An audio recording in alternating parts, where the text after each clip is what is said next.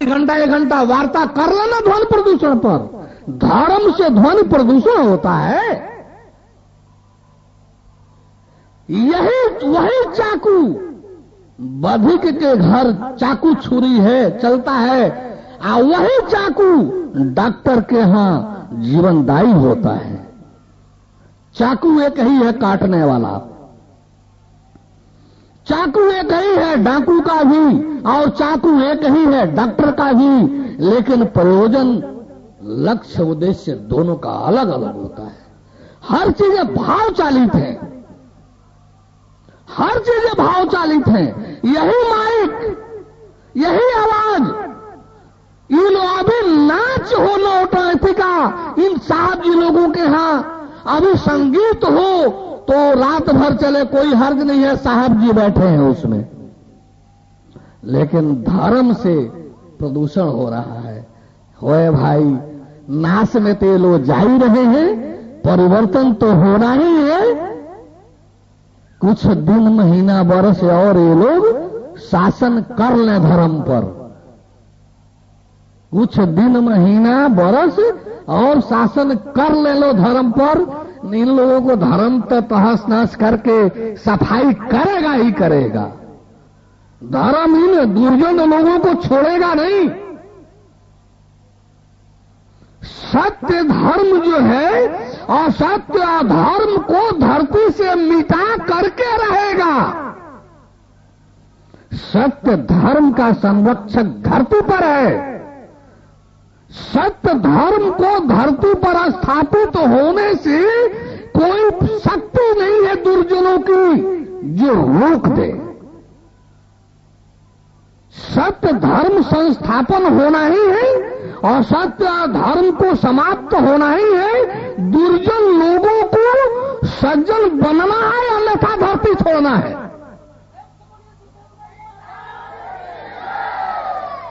तो इस तरह से होले शासन धर्म पर, होले शासन नहीं, कोनो जातिवाद, कोनो संप्रदायवाद, कोनो वर्गवाद जय है। हम मानवों को बांटकर कोनो मुसलमान कहला रहा है, तो कोनो हिंदू कहला रहा है, तो कोनो सिख का बन रहा है, तो कोनो यादव बन रहा है, तो कोनो हरिजन बन रहा है। अपने में बांट बांट कर धंधा किया जा रहा है। हम आप सभी एक मानव हैं, हम आप सभी एक मानव हैं। ये जाति पाति कहां से, ये वर्ग संप्रदाय कहां से? एक धरती है जो हम आप सबका भरण पोषण देती है। एक भगवान है जो हम आपका संचालन करता है। एक प्रकृति है जो हम आप लोगों की व्यवस्थाएं देती है। ये पिछड़ा का वर्गीकरण कहां से आ गया? ये भेदभाव कहां से आ गया? ये दुर्जनों की फिरका परस्ती, इन दुर्जनों की अपने स्वार्थ, ये सारा बंटवारा करके आपस में लड़ा करके अपनी दाल रोटी सेकी जाती है। आश्चर्य है, डाकू एक हो जा रहे हैं। आश्चर्य है, माफिया एक हो जा रहे हैं, अपराधी एक हो जा रहे हैं। आश्चर्य है, विश्व के राजनीतिक नेता एक हो जा रहे हैं। लेकिन ये गुरु जी लोग, महात्मा जी लोग एक मंच पर सत्य स्वीकार करने के लिए एक नहीं हो सकते। सत्य क्यों की जानने और सत्य से युक्त जनमानस को बनाने के लिए एक नहीं हो सकते। हम बड़ा तो हम बड़ा, हम बड़ा तो हम बड़ा, इसकी लड़ाई हम महात्माओं में हो रही है। जहां अहंकार मारना है, खत्म करना है, जहां अहंकार को खत्म करना है, जहां अहंकार को मारना है, वहां अहंकार में फूले हुए हैं। हम बड़ा तो हम बड़ा, हम शंकराचार्य जी हैं, तो हम महामंडलेश्वर जी हैं, तो हम तथाकथित भगवान जी हैं। अभी नैने वाला ईश्वर प्रेम भी भगवान ही जी है, जो अनाथ महिलाओं को अपने यहां नहीं रख सकता, रुपया दो तो रहो, आ नहीं तो जा हट। वाह रे भगवान जी, वाह रे धर्मात्मा जी लोग, रुपया दो तो मेरे यहाँ जगह है, आ नहीं रुपया तो चल चल आगे बढ़। वाह रे धर्मात्मा जी महात्मा जी लोग, वाह रे गुरु जी भगवान जी लोग। ये हाल है, कैसे धरती टिकी है। भगवान शायद धरती पर है, भगवान धरती पर है, भगवान सब जान देख रहा है, लेकिन थोड़ा मौका देता है सुधरने का, थोड़ा मौका देता है संभलने का, अन्यथा अपना काम तो उसको करना ही करना है, करना ही करना है। अपनी धरती को स्वच्छ बनाना है।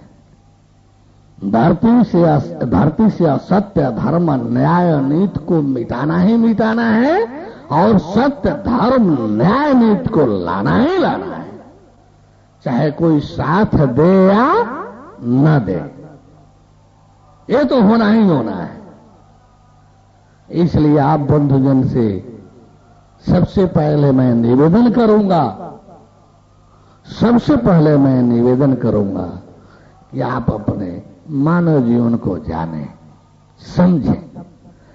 मानव जीवन जिस तरह से आप लोग गुजार रहे हैं, ऐसा नहीं, ऐसा नहीं है। मानव जीवन इस सृष्टि की सर्वोत्तम रचना है। मानव जीवन इस सृष्टि की सर्वोत्तम उपलब्धि है। आप लोगों को जो है जानना चाहिए, समझना चाहिए। मैं आपको आपका मानव जीवन पढ़ाने आया हूं। वास्तव में मानव जीवन की सच्चाई को जब आप जान पढ़ लेंगे तो पता चलेगा कि परमाणु से परमेश्वर तक आपके मानव जीवन से जुड़ा हुआ है। आपके मानव जीवन से जुड़ा हुआ है। परमाणु से परमेश्वर तक आपके इस मानव जीवन से जुड़ा हुआ है, कोई प्रत्यक्ष रूप से तो कुछ अप्रत्यक्ष रूप से। आप जब मानव जीवन का जब अध्ययन करने चलेंगे, मानव जीवन को जानते हुए देखना और देखते हुए जानने में जब चलेंगे तो पता चलेगा कि परमेश्वर भी इस मानव जीवन के अध्ययन में वो भी मिलेगा, वो भी मिलेगा। क्यों? कि आपके मानव जीवन का मंजिल मोक्ष है। मोक्ष परमेश्वर देने वाला है। मोक्ष के आप भागीदार हैं, इसलिए आपके जीवन के अध्ययन में परमेश्वर को बीच में आना है, बीच में आना है। क्या मैं कहूं आप लोगों को, जिस भोग व्यसन को आप दुख यातनाओं से युक्त करोड़ों बार झेलते हुए आए हैं, जन्मत मरत दुसह दुख होई, आप करोड़ों बार झेलते आए हैं, आप फिर आप उसी भोग व्यसन में। पिछला याद एक बार नरक की यातना यदि सामने पड़ जाए ना तो हाड़ कांपने लगेगा, हाड़। सारी सुंदर लड़कियां और सारा खजाना सामने रख दिया जाए तो आपकी हिम्मत नहीं होगी उधर ताकने की। जब वह नारकीय पीड़ाएं, जमराज की यातनाएं जब सामने पड़ेंगी ना तो समझ में आएगा। और जीवन जो फेल हो रहा है, भोग व्यसन में नष्ट हो रहा है, करोड़ों बार ऐसी नारकीय यातनाओं तड़पन से गुजरना पड़ेगा, गुजरना पड़ेगा, गुजरना ही पड़ेगा। मूर्ख लोगों की नकार देने से कि अरे चलो ये कपोल कल्पना है, अरे मूढ़ कहीं के कपोल कल्पना तो तुम्हारा मानव जीवन घर परिवार है। कपोल कल्पना तो तुम्हारा घर परिवार है। इसको तुम सच मानकर बैठा है मतिभ्रष्ट कहीं के, और जो सत्य विधान है उसको तू झूठ कपोल कल्पना कहता है। कितनी जानकारी तेरे पास है? जरा एक बार सामने होकर बात तो कर, समझ में आ जाएगा कि कितने में है। बोले परम प्रभु परमेश्वर की, परम प्रभु परमेश्वर की। इस समय तो मैं आ ही नहीं रहा था, मेरे लोग भी कह रहे थे जो कल से शुरू कीजिएगा, इसीलिए आज हमको देर हो गया। कहे कि चल भाई जब लोग आ ही गए हैं तो 10-5 मिनट आज भी हम दे दें। हम वैसे आज आए हैं कि कल आपका शंका समाधान का क्लास आज करें, आज कल से सत्संग दोनों टाइम क्या बजे से 11 से 1 है ना, दिन में कल 11 बजे से 1 बजे और शाम को 6 बजे से 8-9 बजे, 10 बज जाए। 10 बजे के बाद तो भाई ऐसे ही माइक बंद हो जानी है। साहब जी लोगों का नियम कानून तो स्वीकार करना ही है भाई। अरे हम लोग को जंगल झाड़ा में चोर भाग करके रहना नहीं है, चोर बन और कदर से रहना नहीं है, रहना है शहर बाजार में। तो कानून को की अवहेलना करके कैसे रह चल सकते हैं? कानून को की मान्यता तो रखनी ही पड़ेगी। तो इसलिए 10 बजे हमारे यहाँ कार्यक्रम 1-1 बजे तक कहीं भी चलता है, 2-2 4-4 बजे तक लोग पंडाल से उठते ही नहीं है। हम कैसे उतर कर चले जाए? 1 बजे तक तो अमूमन लोग बैठे रहते हैं प्रायः, जो जिज्ञासु होते हैं कहीं भी कार्यक्रमों में।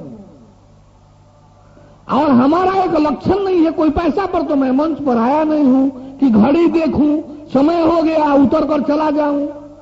हम तो आप लोगों के जन कल्याण के लिए मंच पर आए हैं, आप नहीं उठ रहे हैं तो मैं ही कैसे उठकर चला जाऊं?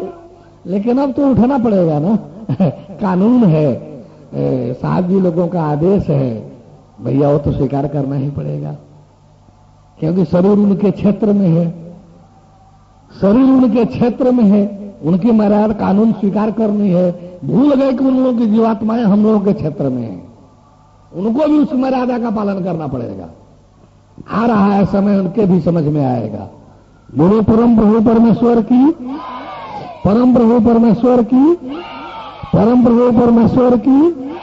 सत्यम जयते नार्थम। भैया एक बात है, बहुत लोग छटपटा रहे होंगे कि हम लोगों को शंका समाधान का मौका नहीं मिलेगा क्या? हम लोग का समैया खत्म कर दिया जाएगा क्या? तो नहीं भैया, आपका तो रिजर्व है, बस वो कुर्सी माई का रखा हुआ है। जिस भाई बंधु को 3 बातें मेरे विषय में, मेरे आचरण व्यवहार क्रियाकलाप के विषय में कोई गलत जानकारी हो तो पहले आकर माइक से सारे जनता को अवगत करा दे, दिल खोलकर बोले, कोई रोकने वाला नहीं मिलेगा। हाँ बस सर पे सच्चाई हो, बोलने के लिए नहीं बोलेंगे। दूसरी बात कि मेरे किसी लेख में, प्रचार में, पर्चा में, पंपलेट में, बुकलेट में, ग्रंथ में कोई तथ्य यदि उनको गलत मिला हो, दिखाई दिया हो, लगा हो, उस पर बात कर सकते हैं, सप्रमाण समाधान मिलेगा। तीसरी बात कि मेरे इस बोलने में, सत्संग करने में किसी को कोई गलत कुछ लगा हो तो दिल खोल करके इस पर शंका समाधान कर सकता है, दिल खोलकर बोल सकता है। और चौथी बात, यदि वो जानकार है, कुछ जनाना ही चाहता है, वास्तव में वो जानकारी सही दिशा की है, तो वो भी यहां अपनी बातें 2-4, 10-5 मिनट रख सकता है, लेकिन बोलने के लिए बोलने की छूट नहीं मिलेगी। यदि वो जन कल्याणात्मक होगी तब छूट मिलेगी। बोले परम प्रभु परमेश्वर की। तो जो कोई भाई बंधु अपने शंकाओं का समाधान चाहते हो, वो बड़े खुशी खुशी प्रेम से आ सकते हैं, दिल खोलकर वार्ता करें। हमारे खिलाफ भी यदि आपके दिल में कुछ बोलने के भाव है तो आकर दिल खोलकर बोलिए, कोई कुछ नहीं बोल सकता। यह हुआ पंडाल गुरु जी लोगों जैसे नहीं है कि गुरु जी बुलाएंगे, चेला जी गर्दन में धक्का धक्का भगा देंगे। हाँ, थोड़ा हम भी और आप भी शांतिमय वातावरण में थोड़ा शिष्टाचार को निभाते हुए वार्ता करें तो अच्छा रहेगा, दोनों के लिए मंजिल तक पहुंचा जाएगा। बोले परम प्रभु परमेश्वर की। परम प्रभु परमेश्वर की। हाँ, तो कोई भाई बंधु यदि उनकी कोई शंकाएं हैं तो बड़े खुशी के साथ वो अपने समाधान हेतु यहाँ उपस्थित हो सकते हैं। दिल खोलकर वार्ता करें, जानने जनाने के लिए। बड़प्पन के टकराव के लिए यदि वार्ता करना है तो वो जीते मैं हारा। यदि हार जीत के लिए टकराव करना है तो वो जीते मैं हारा। आने जानने जनाने के लिए यदि वार्ता करना है, जनमानस को सच से अवगत कराने के लिए वार्ता करना है, तो फिर आधे घंटे का तो कोई मुल्ला ही नहीं है धरती पर। ऐसा कोई जानकार नहीं है जो अपने 2 घंटा ले ले, हमको आधे घंटा मौका दे दे, 5-5 मिनट 5-6 बार, फिर वो बोलने के लायक रह जाए। नहीं रह सकता। धरती पर ऐसा कोई नहीं है, देवलोक में कोई नहीं है जो रह पाएगा आधे घंटे के बाद बोलने के बाद बोलने लायक। यदि सच को आगे कर दिया जाए तो। अभी अहंकार लग रहा हो आप लोगों की तरफ से, सच्चाई यदि ऐसी ही हो तो मेरे तरफ से कहा क्या जाए। मैं तो चाहता हूं कि यदि मेरा अहंकार है तो आप यही मुझे बता दीजिए कि इस तरह से आपका अहंकार है, मैं वो भी सुनूंगा। आपके बताने पर मैं झगड़ा नहीं करूंगा। आप मेरे दुश्मन नहीं हैं। मैं आपसे दुश्मनी के लिए यहां कुछ नहीं बोल रहा हूं। मैं किसी की निंदा शिकायत आलोचना के लिए यहां कुछ नहीं बोल रहा हूं। मुझे तकलीफ है। यदि मैं महात्मा हूं तो मुझे महात्मागिरी के विधान को स्वीकार करना चाहिए। जनता को सन्मार्ग सतपथ बताना दिखाना चाहिए, न कि धन धर्म का दोहन शोषण। बोले परम प्रभु परमेश्वर की। हमारे भैया आ गए, आप लोग इनकी भी सुने। यदि मुझे कुछ बोलने को मौका मिलता है तो उसे भी सुने। बोले परम प्रभु परमेश्वर की। मैं प्रमोद कुमार सर्वप्रथम पूजनीय गुरुदेव जी को अपना सादर प्रणाम अर्पित करता हूं। और व्यक्तिगत रूप से मेरी कोई ईर्ष्या नहीं है। मैं केवल अपनी एक छोटी सी जिज्ञासा है, उसके समाधान के लिए आपसे कुछ पूछना चाहता हूं कि कुछ पत्र हमको मतलब मिले हैं, तो उसमें लिखा है नाम के पहले भगवान शब्द। तो उस भगवान शब्द के विषय में हम ये जानना चाहते हैं कि जब त्रेता युग में श्री रामचंद्र जी पैदा हुए तो उन्होंने उस समय जो राक्षस प्रवृत्ति थी उसको समाप्त किया, रावण जैसे महाराक्षस का भी विनाश कर दिया। और द्वापर युग में श्री कृष्ण जी आए तो उन्होंने कंब जैसे राक्षस का संहार किया। तो कलयुग में भी इस समय अनेक प्रकार के राक्षस है, तो उनके संहार के विषय में आप क्या कहना चाहेंगे? परम प्रभु परमेश्वर की। देखिए, हर किसी के कार्य करने के अपने विधान होते हैं। हर किसी को कार्य करने के अपने विधान होते हैं। परमेश्वर के भी कार्य करने का विधान है और वो 2 प्रकारों में बटा हुआ है। संसार में शासन तंत्र 3 प्रकार का है। हाब्स लाख रूसों का सिद्धांत चालू है।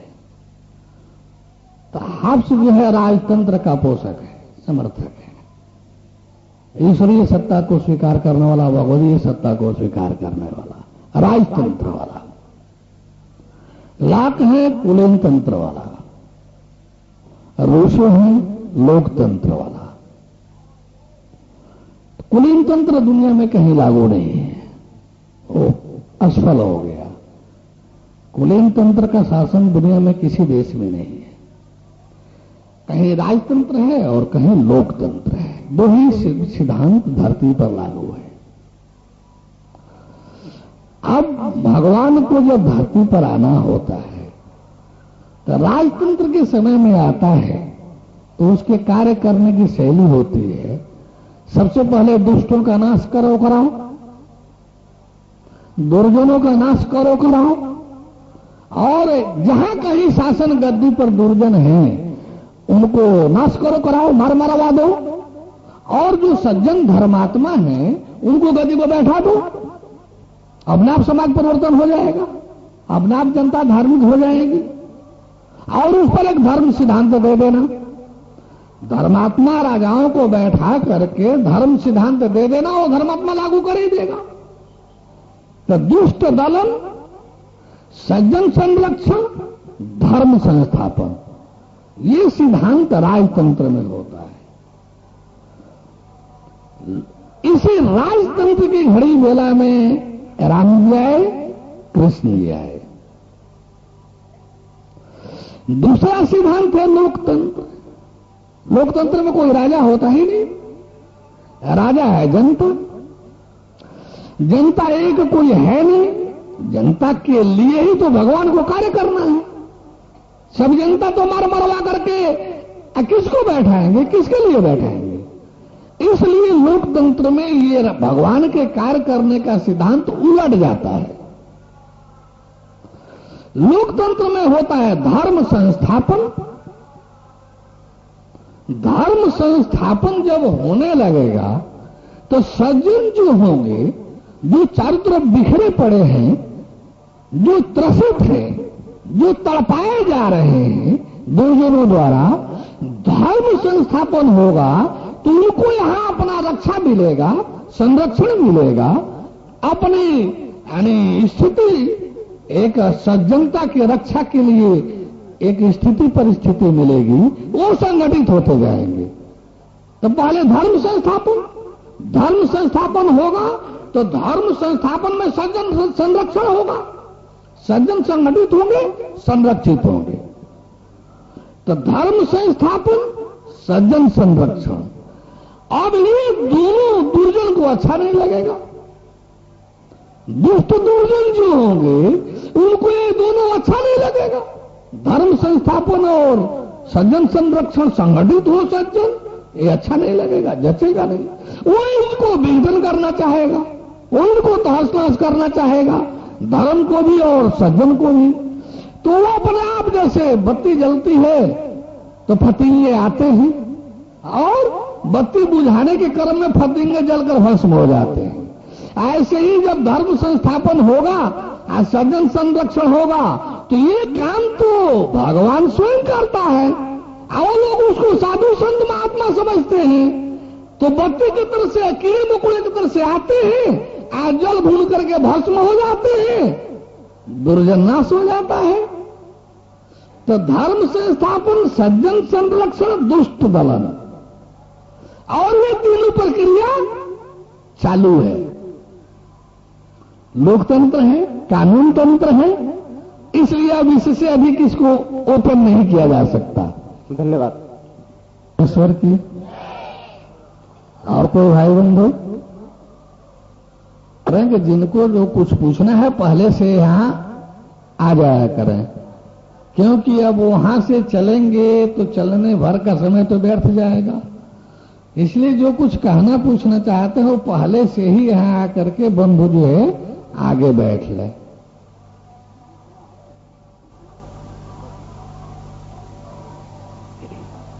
परमात्मा की जय, सत्य की जय। कलयुग धर्म। और थोड़ा नजदीक हो गए, आगे हो गए। कलयुग युग की प्रधानता को और विडंबना को मध्य रखते हुए आज सत्य गुरु की वाणी को सुनकर के इस पावन पवित्र प्रयाग में त्रिवेणी के सामने आज ऐसा कुछ परीक्षण देखने सुनने को मिला, जैसे दो महिलाओं का उदाहरण आया। सत्य बात है, यदि हम धर्म करने के लिए अपने प्रायश्चित को, अपने कष्ट को यहाँ धोने के लिए आए हैं, किसी को कुछ दिखाने बताने के लिए आए हैं, तो हमको कुछ करके जनता के सामने अपनी कुर्बानी का प्रत्यक्ष प्रमाण देना चाहिए। मुझे आज बड़े गौरव के साथ ये कहने के लिए साहस बढ़ रहा है, कलयुग सत्य रूपी परमपिता परमात्मा की शक्ति को अपने आप में बोध हो रहा है कि हमारे सत्कर्मों को सुधारने के लिए हमारे पीछे कोई परमपिता परमात्मा शक्ति को निर्माण करके भेज दिया है। हमें जगना है, हमें उस शक्ति को जगा करके सब में एकत्रित करना है।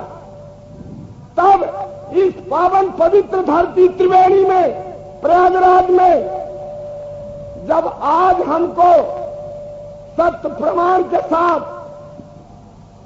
प्रत्यक्ष देखने को मिल रहा है, सुनने को मिल रहा है, करने को मिल रहा है, सहारा मिल रहा है, फिर हमको डर किस बात की?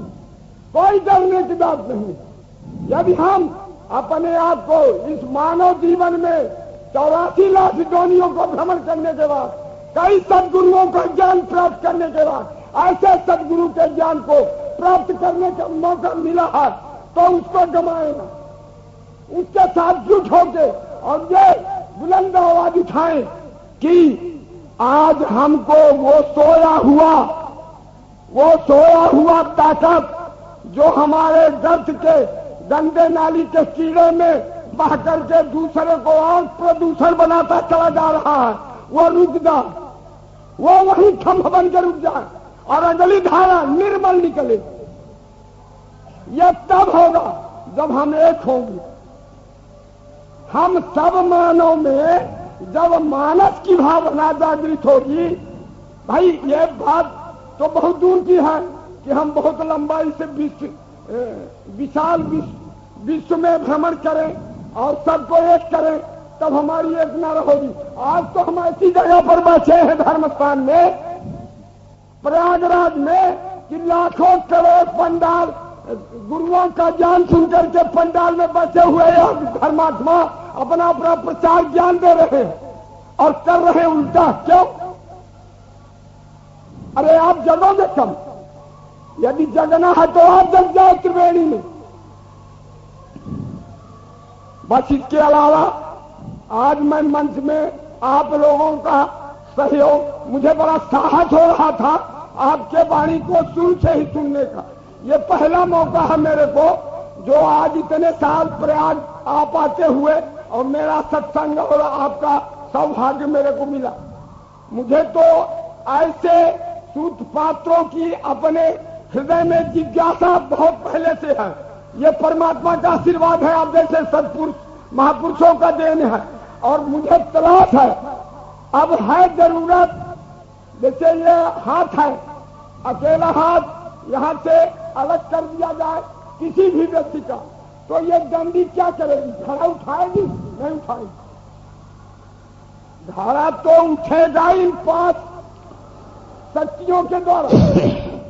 कहने का मतलब यही है कि आपका और गुरुदेव का ज्यादा समय मैं इस मंच माहौल में बर्बाद नहीं करना चाहता।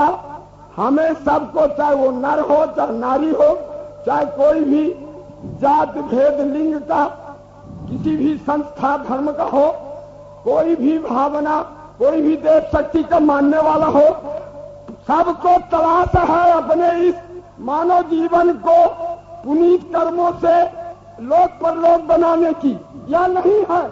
नहीं है तो हाथ खड़ा करो। यदि है तो सत्कर्म के तरफ और सत्य के तरफ आगे आओ। इसके अलावा यदि मुझसे आप सबके बीच में ऐसी कोई बात, अभी तो ये पहला दिन है, मैं सुबह भी नहीं आ पाया। सुबह आपके 2 शब्द सुनने को मिलते, सुनाए या नहीं सुनाए, ये हर आदमी के साथ समय का जो समयदानी है बड़ी कीमती है। जो क्षण आज मैं इस त्रिवेणी प्रयाग क्षेत्र में आप सबके सामने, गुरुदेव के सामने, इस पावन पवित्र धरती के सामने, उसी परमपिता परमात्मा की शक्ति के आशीर्वादों से इस वाणी द्वारा जो कुछ टूटे फूटे शब्दों में बोल रहा हूं, ये आप सबका बहुत बड़ी अनुकंपा है। गुरुदेव और परमपिता परमात्मा का बहुत बड़ा आशीर्वाद।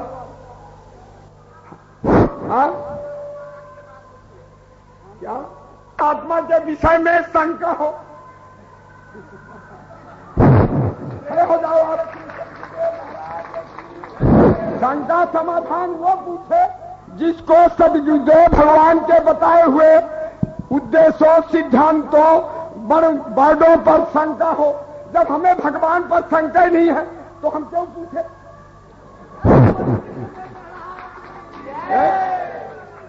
भगवान की आज्ञा हो तो मैं यहां से जाऊं, नहीं तो मैं आपके सामने तो बहुत कुछ बोलता ही रहूंगा।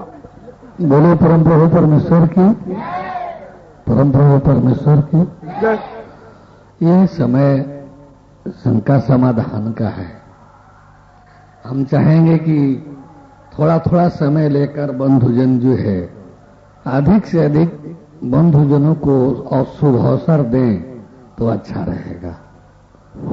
छोटे छोटे प्रश्न हो, शंकाएं हो और उसका हम भी छोटे छोटे